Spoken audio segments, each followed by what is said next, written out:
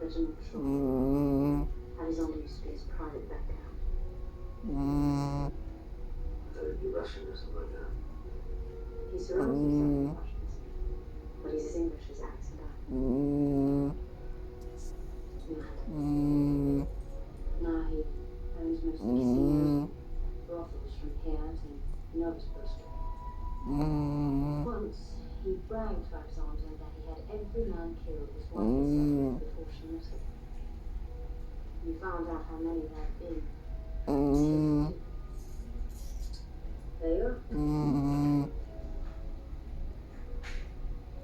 What made Pierce think that he could take on a guy like that?